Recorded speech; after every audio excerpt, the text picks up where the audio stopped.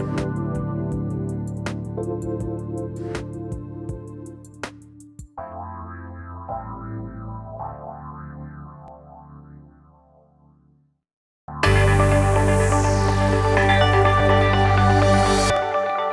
everyone. I'm Jennifer Bloome, host of Soul Wisdom Abundance, Create Wealth Through Spiritual Health.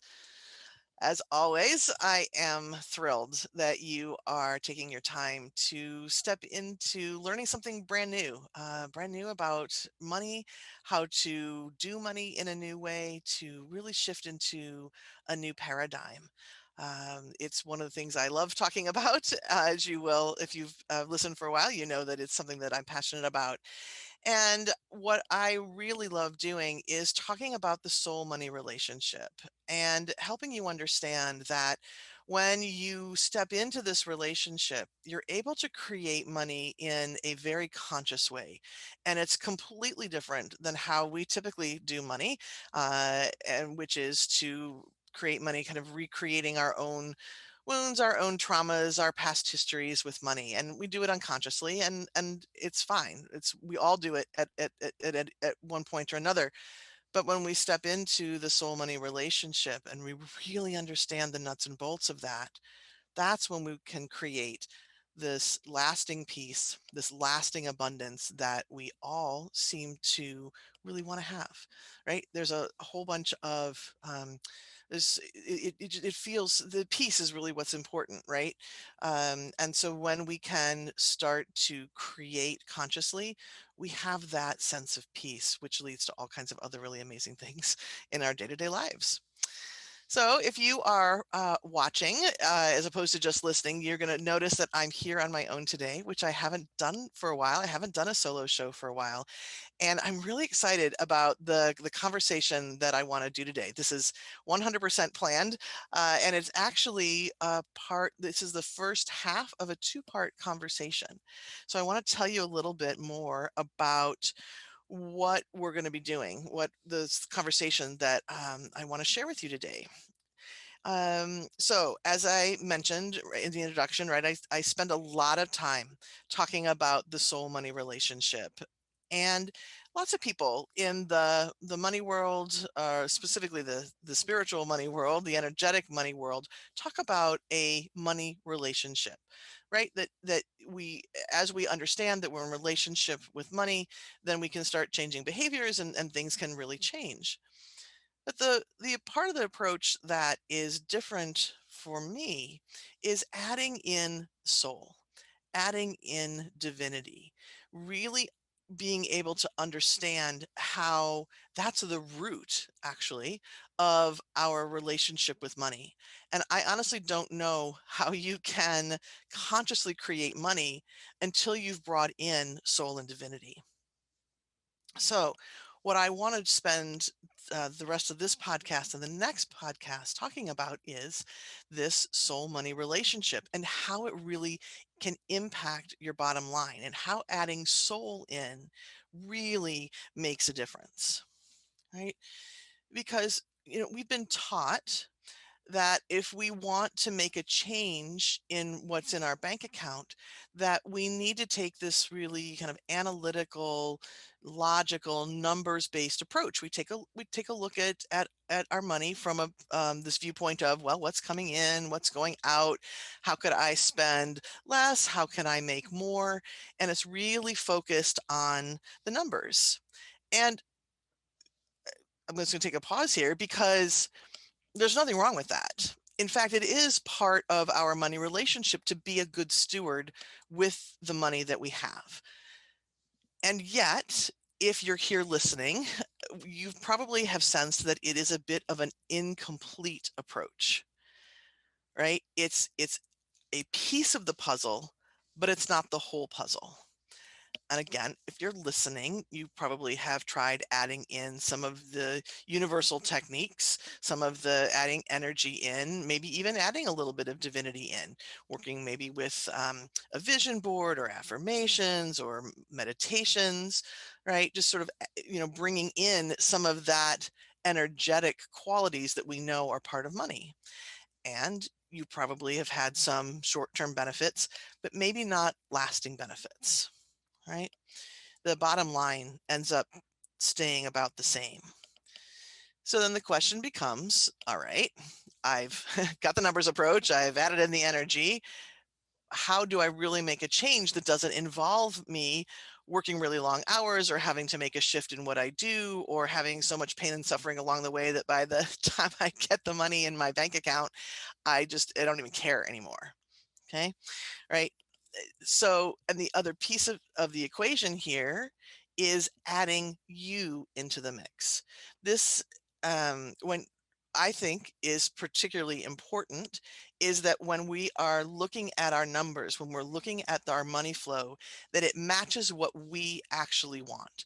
There are a lot of people out there telling you you need to make 6 figures, you need to make 7 figures, blah, blah, blah, blah, blah. There's a lot of noise out there about that.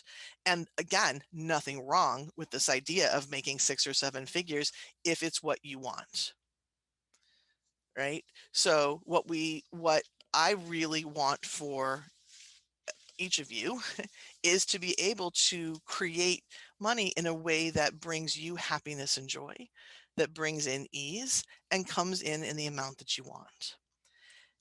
And what I have discovered for myself in this area, as well as for all of my clients, is that what it really takes is flipping the paradigm of what we know about money out of this analytical, logical approach into a more soul-based approach. We have to start doing, in quotes, if you can't see me, I've got little bunny ears going here, doing our money through this soul money relationship. Okay. When we start doing that and we start flipping what we used to know about the numbers and the number game into this new game of money, into this new way of doing money, that's when that ease and joy starts coming in. Now you may be saying to yourself, I've done some of this, right? But I think that whenever we're starting to try to make a change in how we do anything, we do things with little bits and pieces because our ego, that part that keeps us alive, likes things to stay safe. And so the way to stay safe is to do things the same. So we sort of reach out for a new piece here, we reach out for a new piece there, and we try to integrate it into how we are living on a day-to-day basis. And the problem is that that doesn't quite work, right? We sort of, we grab a little bit of this particular model and that particular model, but we're not really following the whole model. So we don't ever really get the full benefit. So again, what I have found is that we really need to flip all the way over into a soul approach to really eat, sleep, breathe, live, put our feet directly in the ground in a soul approach. And that's when things really start moving and shaking. And, you know, it's like learning another language, honestly, right? You know, if I'm an English speaking native, right? And let's say I want to learn French. What do? I take a class, I get Rosetta Stone, something like that, and I start trying to speak. And there's a lot of really short sentences, and I'm thumbing through the dictionary all the time, right? For that translation dictionary, trying to find out my words, and maybe I'm speaking kind of slowly, and I can't really communicate. But then the more that I learn, the more that I immerse myself in that language and learning that language, the more I build up the lexicon in my head. I've got all the words I need. My sentences get longer, the paragraphs get longer, and maybe my speed is speeding up, but I'm still not fluent, right? When somebody becomes fluent, they flip into being able to think in French.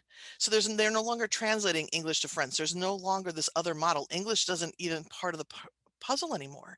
It's French to French. Does that make sense? Right? So that's what we're doing here. That's what I want to do over the course of this podcast and the next podcast, is really giving you the seeds of a soul approach that you can step into. I'm mixing metaphors a little bit here, but give you the seeds that can sprout and grow as you take those on. And then that is what's going to really bring you into being able to create this lasting peace and abundance. All right. So let's go ahead and get started. There are 10 shifts that I'm going to talk about, 5 in this podcast and 5 in the next podcast. All right. So let's get started with the very first one, and I'll get myself organized with my notes here. All right. So the first shift that I want to talk about in terms of shifting from this analytical approach to the soul approach is moving from transactional to relationship based understanding of money. And if you've listened to anything that I have put out about money, this is something I talk about. So if you've heard this piece before, I'm going to ask you to listen with a beginner's mind. And if you haven't, this is a huge shift. This is a really big shift here. Okay. So most of us, and I think this is true with anything actually in our worlds, but we base our understanding of money on what we can see and observe, right? Again, that's pretty much how we live as humans. And when you watch people interact with money, it feels very transactional in nature. So just to make the math easy, let's say I have a job that's $10 an hour. I've worked 40 hours and my gross pay becomes $400, right? So I give my time and I receive money. Transaction.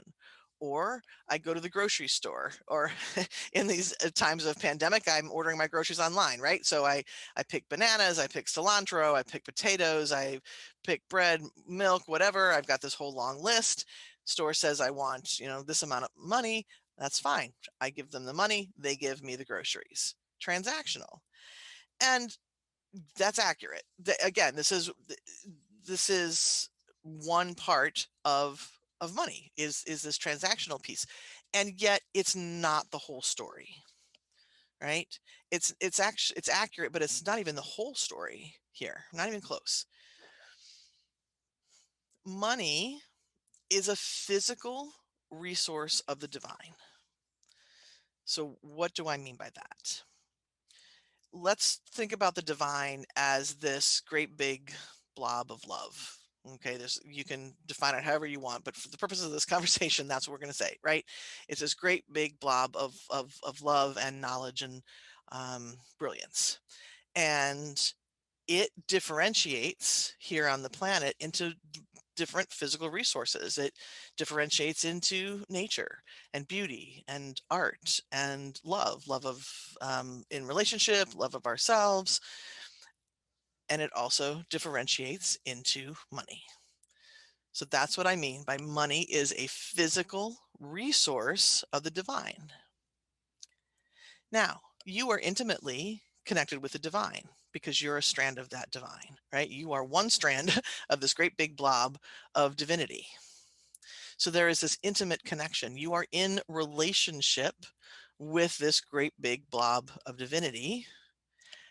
And therefore, you are also in relationship with all of its physical resources, including money. So the transactional nature of money happens, but it's the very last step of anything that you would do with money.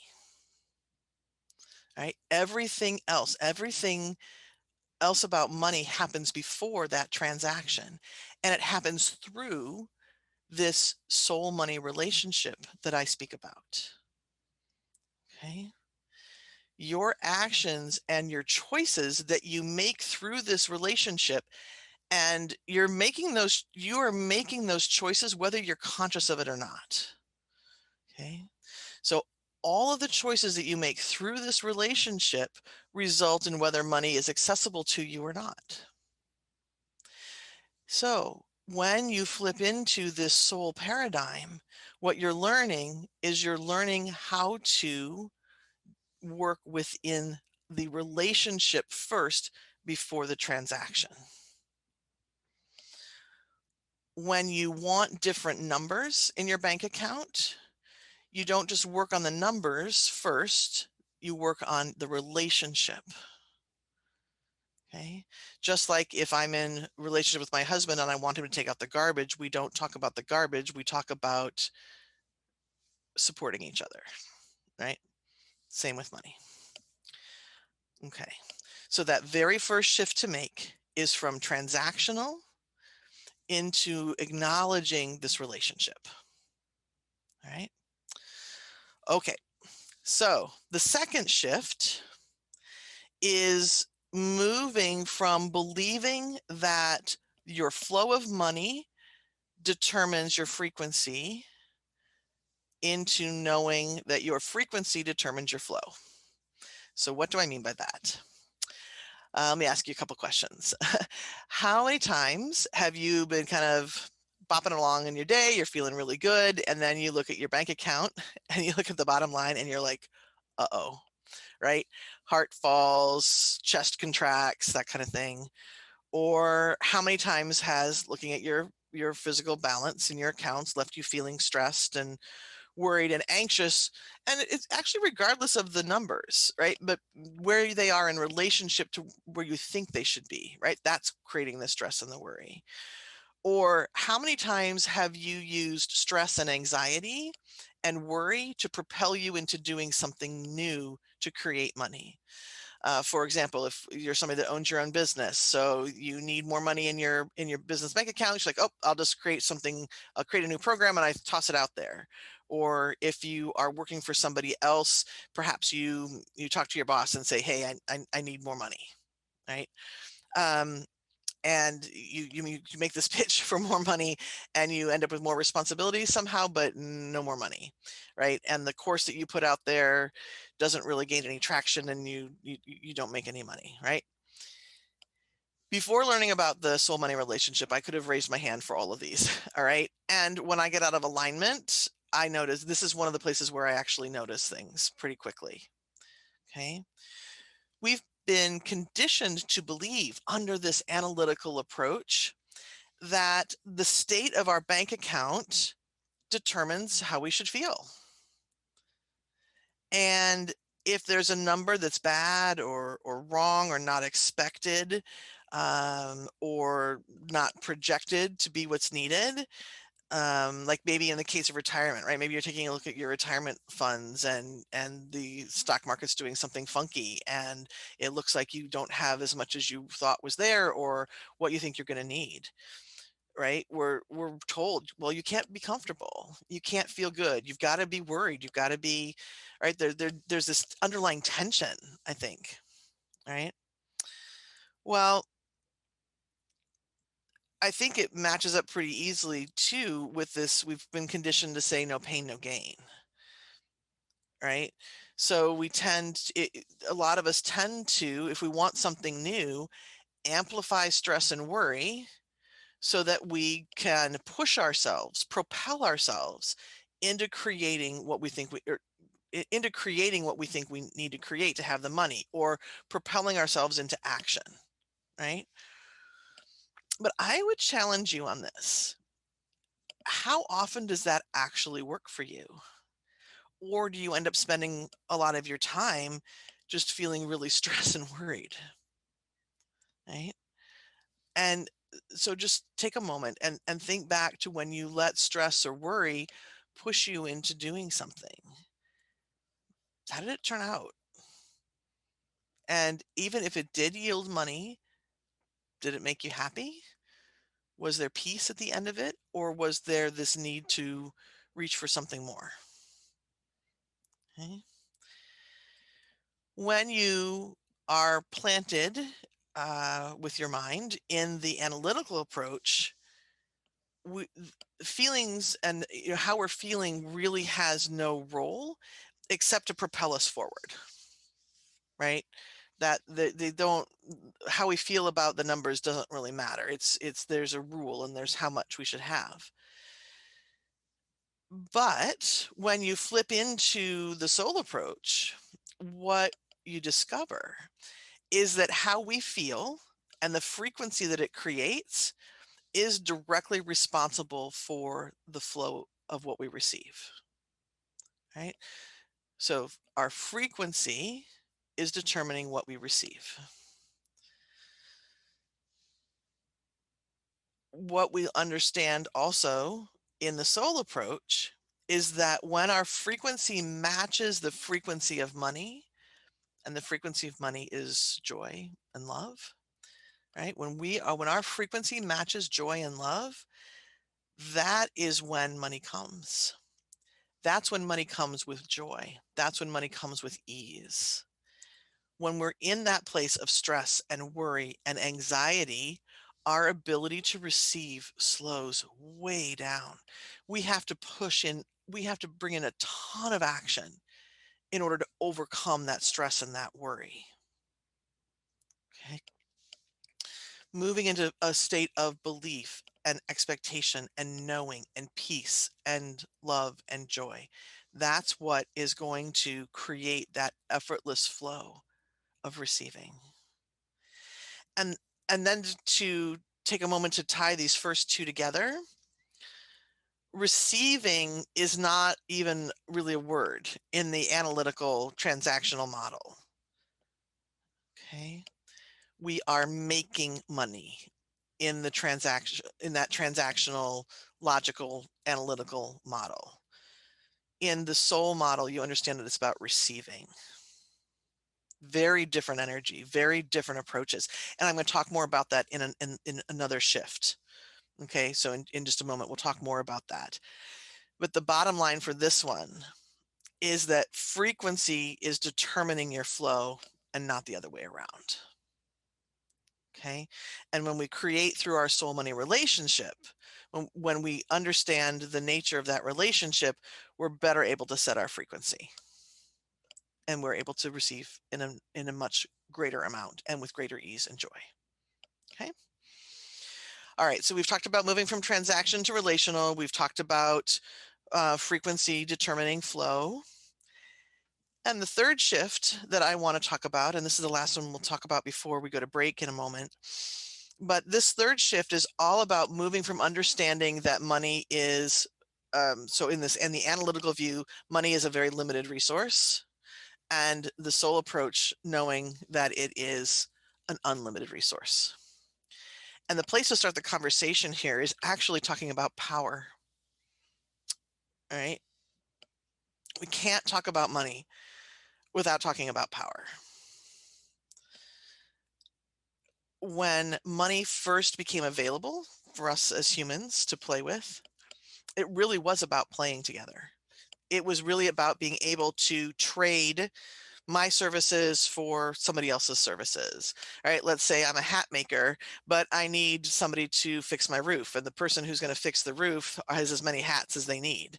So, but the person who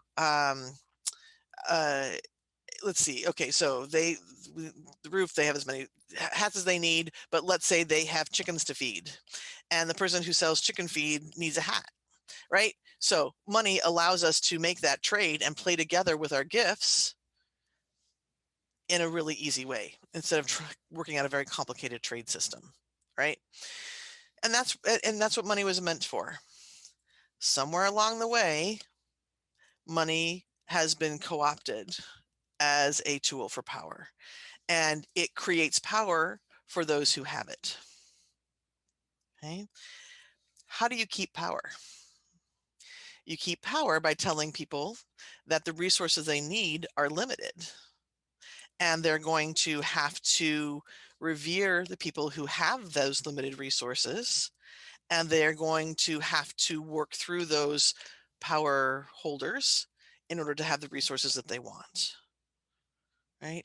So when this pattern got set up, when money became more of a power, a tool for power rather than just a tool for trade and play and joy, it also set up sort of a bunch of things happened right after that, right? And because of it, so because of this limited nature, it set up this idea of competition. So I better get my money before my neighbor gets all that money. Okay. Or it created patterns of limitation and comparison. That person has more, so they've got to be better than me. And I better get more so that I can be the better person. And these patterns of competition and scarcity are real, they're woven throughout our group consciousness. And they are very evident in an analytical approach, right? Got to get your numbers to add up before you get to a bad age, right? You need a certain amount of money in order to get somewhere. Okay. And it is important, again, money loves structure and we need to know our numbers. But what we get to do when we switch into this tangible, this more soul-based approach is to remember that power and money weren't connected. We get to remember that it's this tangible physical resource of divinity, and that the divine is unlimited and therefore money is unlimited. Every single person on this planet can have access to unlimited money. All of us. There is no limit, right? And so we all have equal amounts of power with money. We all have access to the unlimited resources. Okay. And this is one of those places where there's a perfect example of how being in the soul approach impacts your bottom line. When you are trying to use energetic techniques from outside the soul approach, and you're still doing it from a place of that money is very limited and you need to, and there's worry and needing and yearning and bumpity bumpity bump, all of that, you cannot create money. You're creating more absence of money. You're creating less money. You can't create peace. But when you are creating from a place that you know that there's an unlimited resource, that you're not in competition with anyone, you are using all of the rules of the universe to your advantage, and you're able to tap into that unlimited supply and bring it towards you. So when you flip the paradigm from analytical to soul, you're flipping from this competitive, money is limited place into a knowing that money is unlimited and that everyone has access, creates a sense of relief and helps you get more to that space of joy, which allows receiving. Okay. All right. Lots of information here. And we are going to need to take a quick break. So, just as a reminder, you're listening to Soul Wisdom Abundance with me, Jennifer Bloome. And when we come back, there are two more shifts that I want to share with you. And I also want to remind you that if you are interested in learning more about your personal soul money relationship, to come to jenniferbloom.com, and that will allow you to take a soul money quiz, which is going to show you which aspect of your relationship could use a little bit of tweaking, and you'll get an exercise for how to do that. All right. So stay tuned, and we'll be back in just a few moments.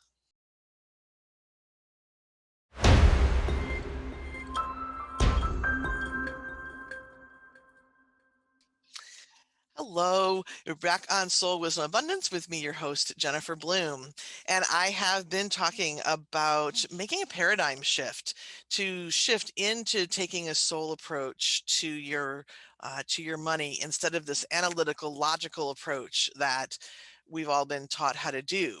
And ultimately, when you make the switch, you really begin to understand why understanding your soul money relationship, understanding your personal and specific connection with money is so important, and how using that relationship allows you to really consciously create the kind of money that you want.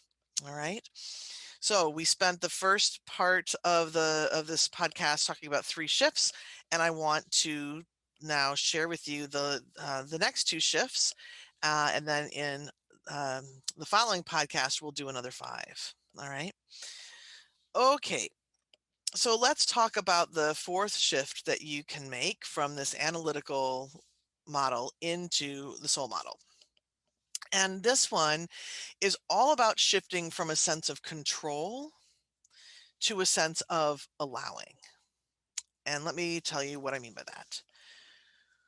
When we're following an analytical approach to our money and there isn't enough money in the bank account, or you're not quite sure how to bring more in, what do you do? Well, the first step tends to be to reach for a budget, right? Whether you're using the envelope method or whether you have a spreadsheet or whether you're doing it on your phone, all of that, right? We work really hard to figure out how we can shift around all of the different, shift money into all of these different pieces so that ultimately we have more in our bottom line.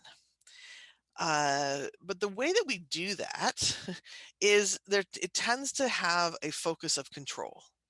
So if I can just control myself and control what I spend, no more lattes, bring a bag lunch, just stop the takeout, no more DoorDash, right? I'm going to control myself so that my spending goes down. And I'm going to control the amount of work that I do so that I bring more in. And I'm going to control myself so that I only spend X out of um, the non-necessities budget so that I can have more money. And I don't. Again, this is probably the third time I think I've mentioned it in this particular podcast. I don't have a beef at all with a budget. We really want to be good stewards of our money. We really want to create that structure so that money has a place to fill in. Right, when we have our buckets out, meaning we know we want a new car, a new house, we want to be able to serve a population in a certain way, and we create the containers for that, and we ask for it. Money wants to fill in there, so it behooves us to have a really good structure and a really good system. But when you operate, when you work to create this budget and the containers from a place of control, you are not doing yourself any favors. When you do it from that place of wanting and yearning, you're actually going to do it, you're actually going to create less in your bank account because that's what you're amplifying, right? The universe only hears yes, it doesn't hear no. So when there's that underlying feeling of I have to control it because I don't have enough, what the universe hears is not enough, not enough, not enough, not enough. And then you're not going to have enough for what it is that you want to create. So, how does adding soul change this dynamic? When you approach the amount of money in your bank account through the eyes of soul, rather than through that just sort of logical approach, you remember that the key to having more is to open to receive more, right? We talked about that in one of the earlier shifts. The new part of this shift is remembering that the key to receiving is being the frequency of allowing. When you want more, the very first step isn't to step into a budget. It isn't to control. It is a frequency step. And that might feel a little bit uncomfortable at the beginning because we've been taught a lot that in order to create something, we need to do something. That just sort of seems to make sense. But the doing that we need to take is a frequency shift, not a physical action. So you want to shift into this place of openness and allowing. And I could say more about this, but let's experience it firsthand. Okay, so I'm going to invite you to close your eyes and take a couple of deep breaths. And I want you to imagine that you can just sort of have the word control repeat over and over and over again in your mind. So control, control, control, control, control. I have to control. I have to control. I have to control. And just notice how your body feels. And then let's do the opposite. And let's let the word allow run through your mind. Allow, allow, allow, allow, receive, allow, receive. I'm allowing, I'm allowing. And notice how your body feels. Okay. And you can go ahead and open your eyes back up.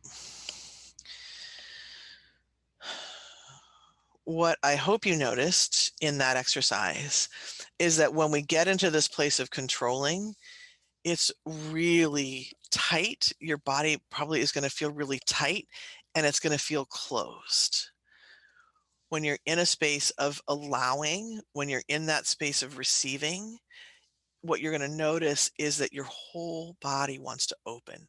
It's like your whole chest, heart center wants to open wide. When you are inside your soul money relationship, when you're planted in this knowing of a soul approach, you shift into this incredibly open hearted, trusting state of allowing. You also remember that you're in relationship.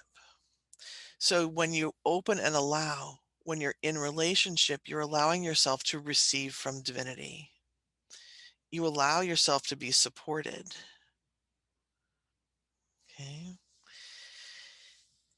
And again, it can feel a little bit uneasy because we have been taught to do. And there will be action, right? But when you're in this place of openness and allowing, you are open to inspiration from divinity, which is then going to help you understand maybe where your money leaks are, right? In any budget, you're going to know, oh, looks like I'm spending more than I intended over here. And so what can I do to shift that? That feels a lot different than saying, how can I control my spending so that I don't go over the limit? What can I cut back on? What can I hold back on? Right? So there's no need to be in that space of control. It's all about allowing, and it's about allowing your flow.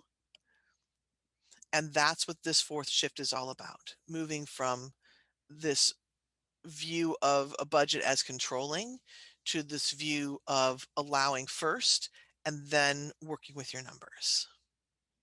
Okay. All right. So let's chat about the fifth shift, which is the last shift that I want to talk about today.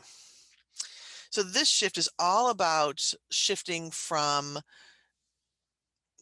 from the from inside this analytical, logical mindset of earning your money to the soul approach, which is remembering that it is your birthright. Okay. Now, um, to start this, I want to actually go back to the fourth, to this tip I just shared, or the shift I just shared, which was all about moving from controlling to allowing. A lot of times when I bring people into that space of opening and allowing and just saying you get to receive, there's a lot of resistance that comes up. It's not conscious resistance, but it is all of these old patterns that come up because people will say things like, allow? How do I just allow? Don't I need to earn my money? How will anybody ever appreciate what they have if they haven't earned it, if they haven't worked hard for it? Um, how can I deserve something that I haven't worked hard for? Or it might turn into a they situation. Well, okay, maybe I can have it. I know I'm a good person, but do they, that outside they, that elusive they, do they deserve it? They haven't earned it. All right. There's so many different variations on the theme of earning when you're in the middle of that analytical approach. Right, because it's just part of it. It's part of the limited resources. It's part of the competition. It's part of telling people you need to work really hard. You need to earn it. No pain, no gain. Right? It's all part of that model. And there's lots of limitations when we take that kind of approach. And again, it's hard to ask for lasting peace and abundance when you feel like you have to earn something, because you start thinking about the kind of money that you want to have, and then you're doing the math in your head about the number of hours it's going to take, and it's just not possible. Okay. um but I think the earning part goes even deeper, and I mentioned it in some of the phrases that I said at the beginning here, right? Underscoring the earning is about doing the right steps, the right actions so that you deserve it. so many of us have underlying patterns of and belief structures that are all centered around not being good enough. So we set up these patterns so that we make sure that we earn the good that's coming into our life so that we can have something to stand on to say, okay, well maybe I'm not good enough, but I worked my butt off. So I can have this money. It's our justification for having something that maybe doesn't match that internal belief structure that says, you're not enough. And so when we start to step into the soul approach and say, oh, it's unlimited resource, you can have whatever it is that you want, you're opening, you're receiving, you're allowing, our egos start to get a little wonky. They're like, oh, danger, danger, Will Robinson. It's something that doesn't work.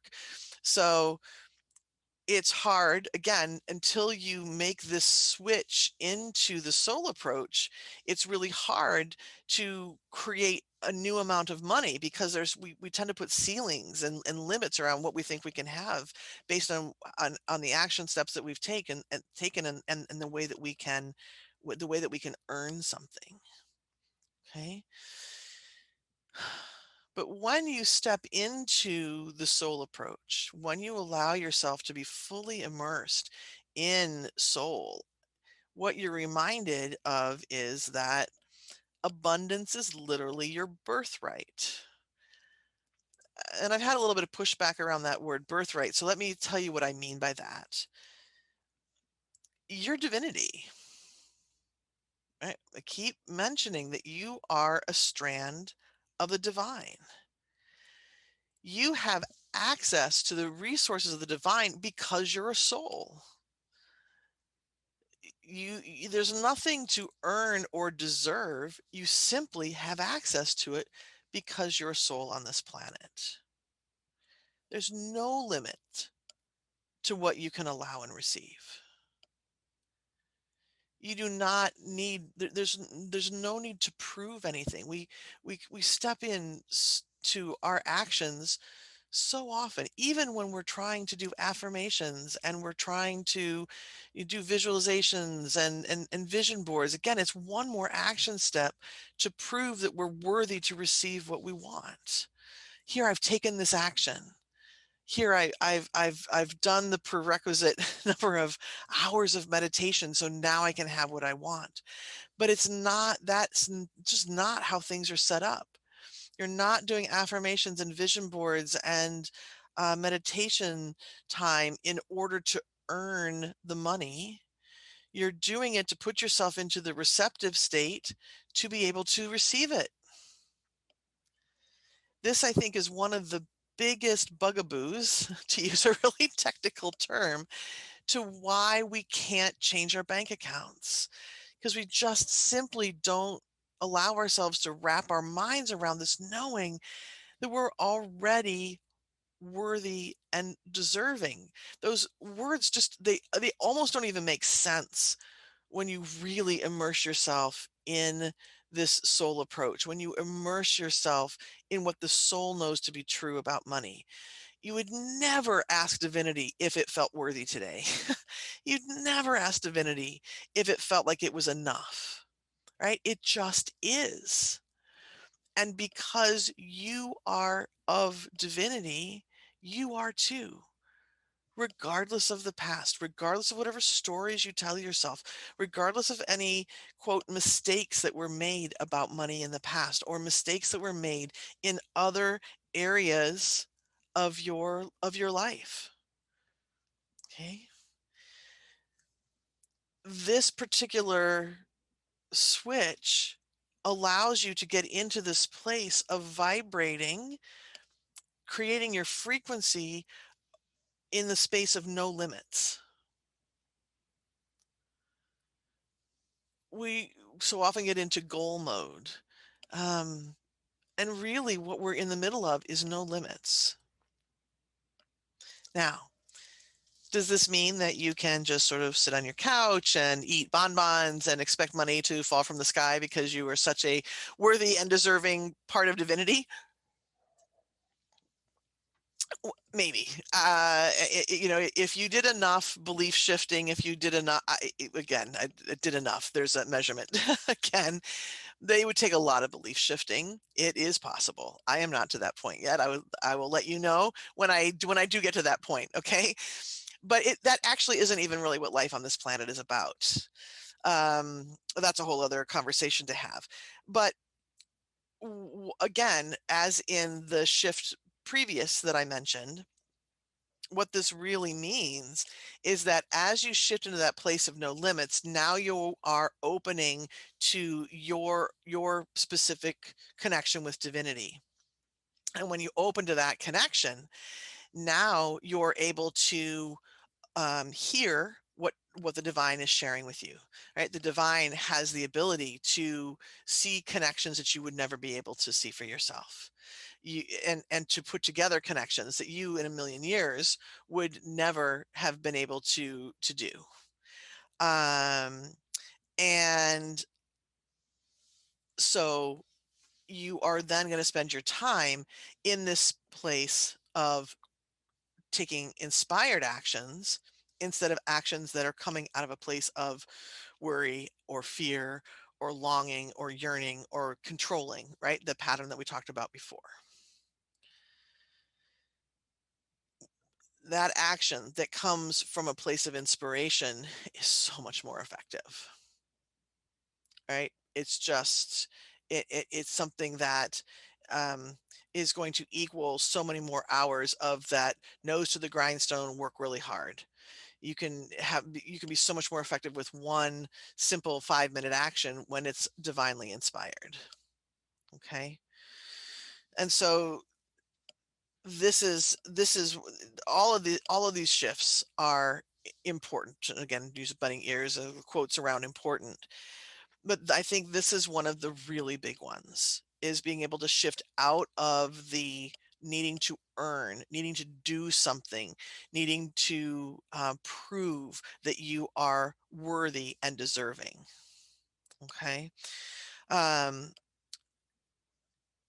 when you can shift into this place of being able to know that worthy and deserving aren't even words to use anymore.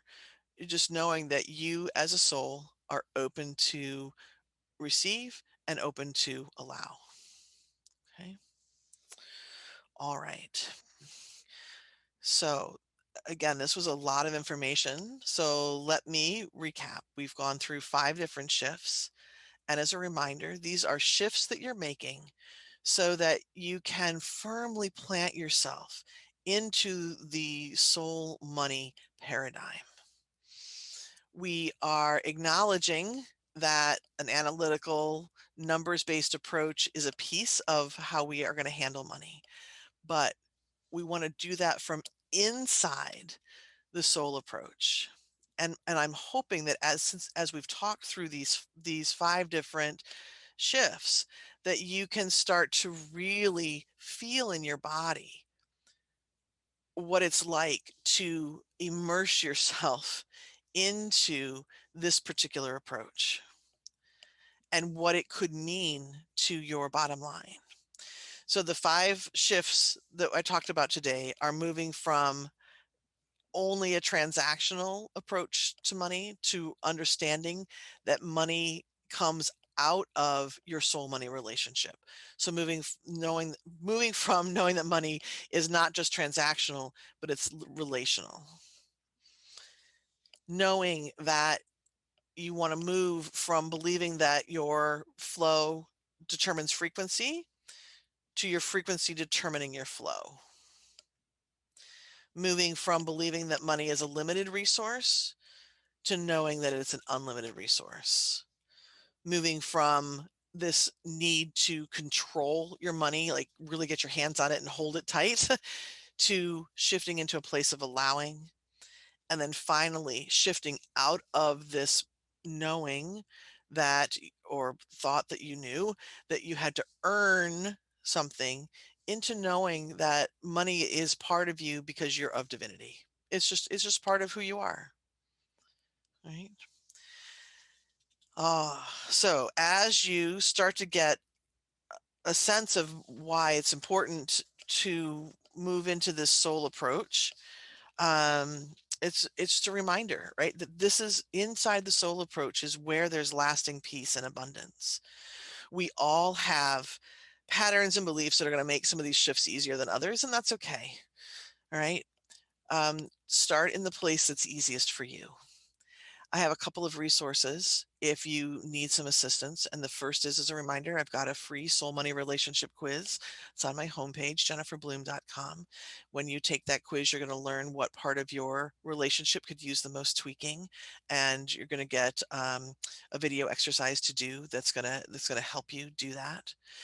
And if you are in a position of feeling like you are ready to start making some of these shifts, but you're not sure how to do that and you'd like some help, I'm going to invite you to take a look at the Soul Money Possibility session that I offer. This is an hour-long session. I'll identify one of your money languages. We look at one of your limiting beliefs and we start doing some healing work around that. So you really you're going to walk away knowing several steps that you can do right now to change your relationship. And then we also spend time taking a look at the programs and services that I offer, and then what would be helpful for you. So it is a paid session. It is a $97 session. But if you choose then to move into one of my programs or services, we apply that $97 to the cost of the program. Okay. So those are two resources that you can start to use in order to start making some of these shifts or to get help making those shifts. All right. Very good.